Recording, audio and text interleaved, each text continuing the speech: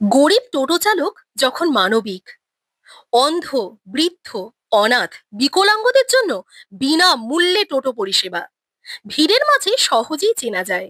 অন্ধ, বৃদ্ধ, অনাথ, বিকলাঙ্গদের জন্য বিনামূল্যে বড় বড় অক্ষরে এই লেখাই ঝুলছে টোটো গাড়িতে।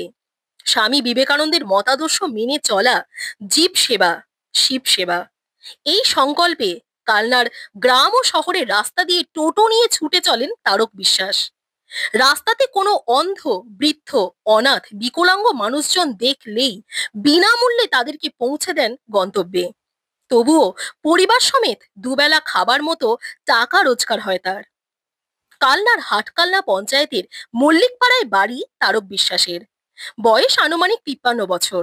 লকডাউনে কলকাতার বেসরকারি সংস্থায় কাজ হারিয়ে ফিরে আসেন গ্রামের বাড়িতে। এরপর থেকেই রোজগারের জন্য টোটো কিনে চালাতে শুরু করেন।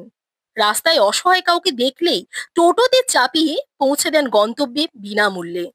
সাধ্যমতো সাহায্যের হাতও তিনি বাড়িয়ে দেন।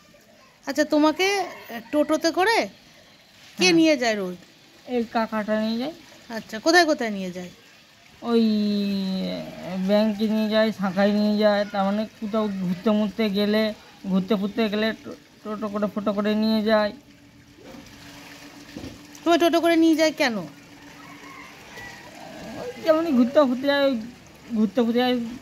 ফুরতে যায় তখন নিয়ে যায়? হ্যাঁ, তখন নিয়ে যায়। আর মাঝে মিশালে নিয়ে যায়। পয়সা নেয়? না না, পয়সা নেয় না। তোমার নাম কি? আমার নাম হচ্ছে সাহেব শেখ।